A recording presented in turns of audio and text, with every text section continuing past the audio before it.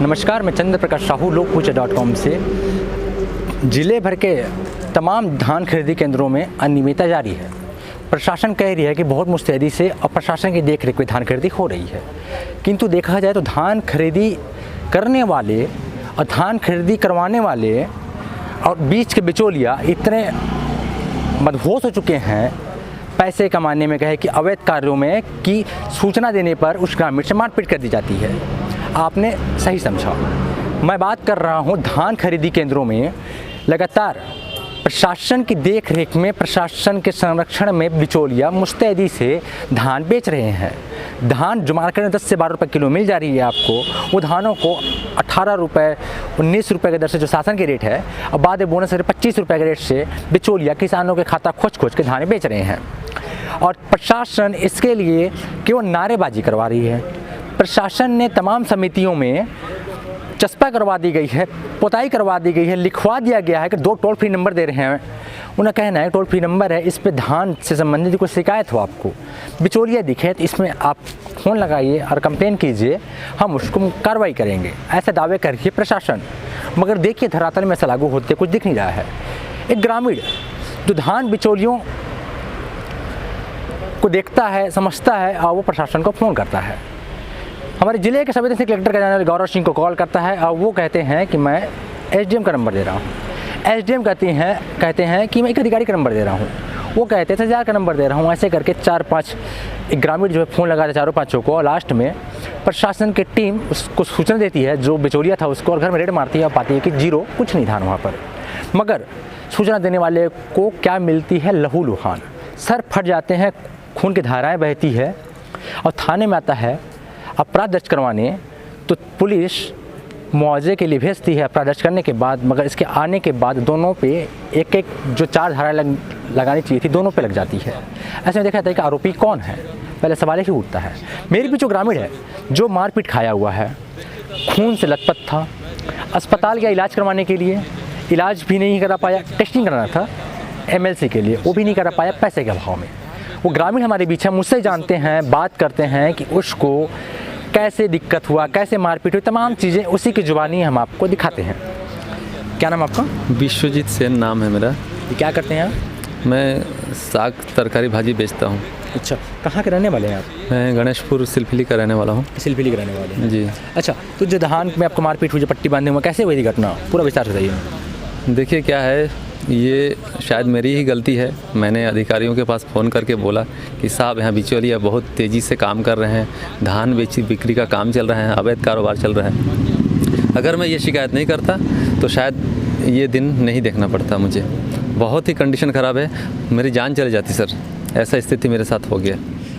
ये वाक़या हुआ कैसे लगे? धान ही वो बिचौलिया गई था, वो किसान को हो सकता है, ये तमाम किसी को फ़ोन किए? देखिए, सबसे पहले मैं तहसीलदार साहब के पास फ़ोन किया। उन्होंने क्या नाम तहसीलदार आपका? तहसीलदार साहब का नाम मुझे नहीं पता, कोई मैम है। अच्छा। तो वो उन्होंने फ़ोन सबसे पहले रिसीव नहीं किया। उसके बाद उन्होंने कॉल बैक किया मुझे कुछ देर के बाद। तो मैंने उनको बताया कि सर मैम धान पूरा लोड है घर पे बिचौली के यहाँ। किसका? सुशील शाह।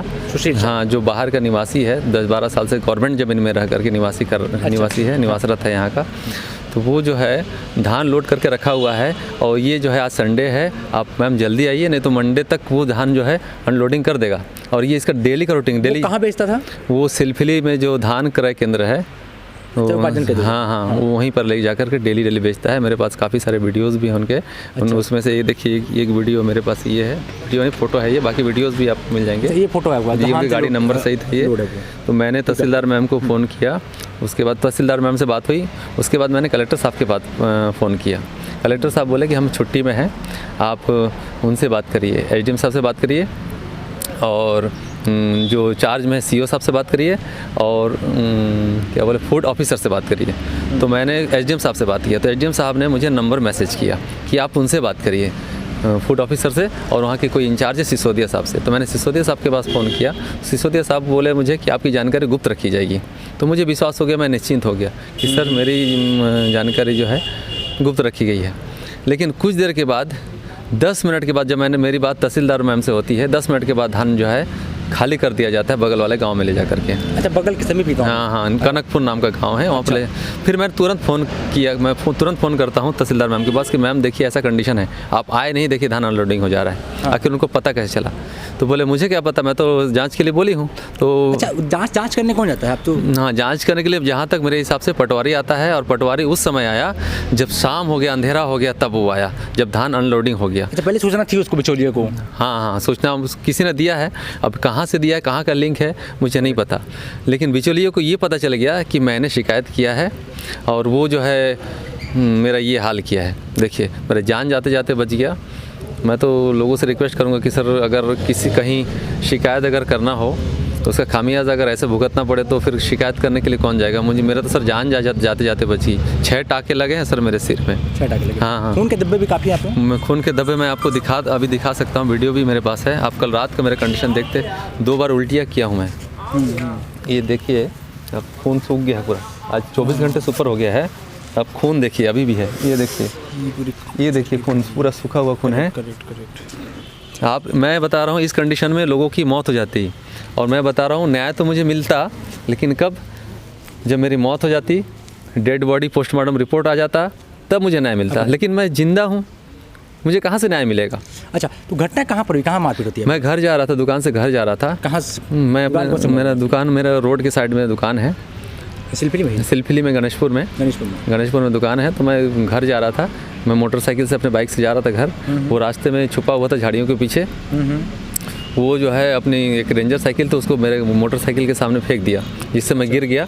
और गिरने के बाद वो बगल में वो लाठी के साथ तैयार था कि क्या था पता नहीं, डंडा था बांस का बहुत बड़ा सा, उसी से मेरे ऊपर वार के ऊपर कम से कम 20 से 25 बार किया। मैंने देखा कि बहुत खून गिर रहा है। कितने लोग थे मारने पीटने वाले? मारने वाले एक जो थे वो सुशील साहब थे, लेकिन बगल में एक और कोई खड़े थे, मैं उनको देख नहीं पाया, वो बगल से वहाँ से भाग गया। नहीं पहचान पा रहा हूँ मैं अंधेरे में। फिर मैंने अपने हाथ से इसको दबा करके किसी तरह जान बचा के चिल्लाते हुए घर में अपने माँ के पास गया, जाके बोला कि ऐसा ऐसा कंडीशन है। तो फिर माँ मेरे मुझे लेकर के थाने में लेकर के आई। यहाँ पर थाने में कब आए थे? थाने में लगभग 6:30 बजे के आसपास शाम को मैं घटना कितने टाइम की है? 6 सवा 6 बजे की घटना है। हम 10 से 15 मिनट में थाने पहुँच गए। जी, थाने में आने के बाद फिर आपको एमएलसी के लिए भेजा गया? जी, मैं थाने में पहुंचा, उसके बाद मुझे मेडिकल के लिए भेजा गया। मैं आया, आकर के देखता हूं कि अगला पार्टी भी बैठा हुआ है यहाँ पर। अच्छा, जो बिचौलिया है सुशील साहब। अच्छा, तो अपराध दोनों पे दर्ज हुआ है? तो सुनने में तो आ रहा है कि दोनों पे दर्ज हुआ है और सेम अपराध हुआ है। बताइए सर, मेरा फुड़ता है, जान मेरी जाती है, लेकिन अपराध सेम टू सेम होता है। मुझे तो ये समझ में नहीं आ रहा है कि क्या झोल है, समझ में नहीं आ रहा आपको। अच्छा, ये बताइए, जो बिचौलिया था, जो क्या सा है, वो किसके खाते धान बेचा करता था वो? सर मैं खाता वगैरह नहीं जानता, लेकिन इतना मुझे पता है कि किसान के यहाँ से वो धान उठाता है, आज भी उठाता है, और डंके के चोट बेचता है और दबंगाई दिखाता है। वो बहुत बड़ा दबंग इंसान है, और आए दिन मारपीट इधर उधर कुछ ना कुछ जो है बहाना लेकर के लड़ने के लिए आ जाता है, मेरे घर के सामने आकर के लड़ता है। और इससे पहले मुझे वो झूठे आरोपों में फंसाने का कोशिश भी किया था, जिसमें वो नाकाम रहा। अच्छा, अभी आप अस्पताल गए थे तो इलाज जो हुआ आपका? बताते पैसे का आपने सिटी स्कैन नहीं कराया? मुझसे पैसे मांग रहे थे, 1400 रुपये मांग रहे थे सिटी स्कैन कराने का। बताइए सर, मैं साग भाजी बेच करके जीवन यापन कर रहा हूँ, मैं पीड़ित हूँ, मेरा जान जा रही है, मैं पैसे कहाँ से दूँ? उसके बाद मेरे ऊपर दबाव बनाया जा रहा है कि आप पैसे नहीं दोगे तो आपकी सिटी स्कैन नहीं होगी। उसके बाद मैंने बहुत देर तक सोचा, मुझे समझ में नहीं आया कि मैं सिटी स्कैन कैसे कराऊँ, कहाँ से पैसे लाऊँ। उसके बाद मैं अपने दोस्तों से मांग करके कहीं से अरेंज करके मैं 1400 रुपये दे करके अपना सिटी स्कैन करवा के आया। आपका आयुष्मान कार्ड वगैरह नहीं गया जिससे इलाज हो सके आपका? है, हमारे पास आयुष्मान कार्ड है। अब लेके नहीं गए थे वहाँ पर? नहीं, मैं लेकर के नहीं गया था, मुझे किसी ने बताया नहीं। मेरे ऊपर दबाव बनाया गया कि आप पैसे दीजिए तब आपकी काम होगी, नहीं तो नहीं होगी।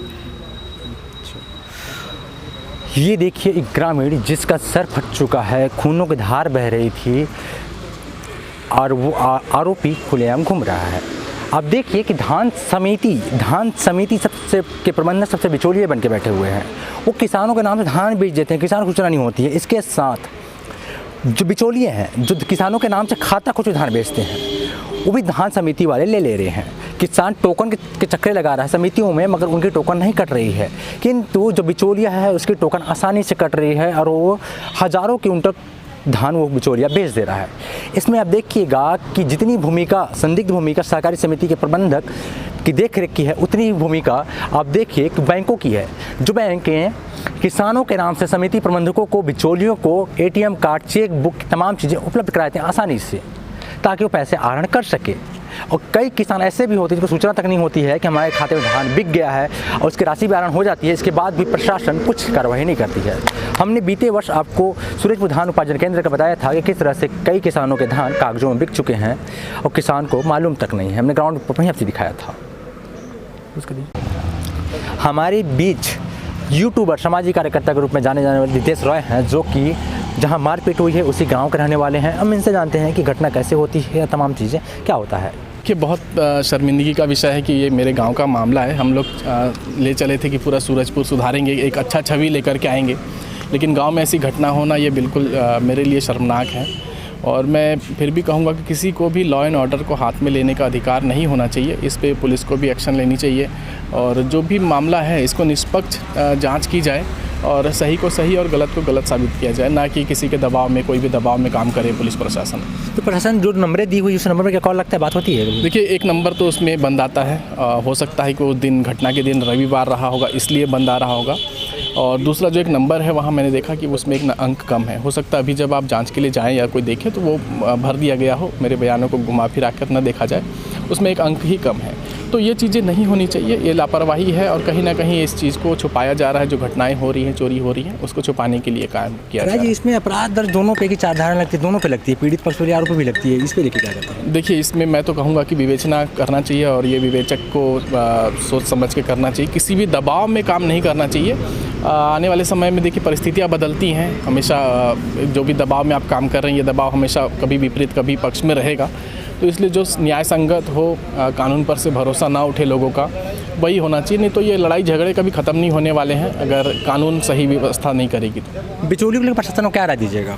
देखिए, बिचौलिए हर जगह है, हर धान की मंडी में बिचौलिए हैं, हर जगह बिचौलिए हैं।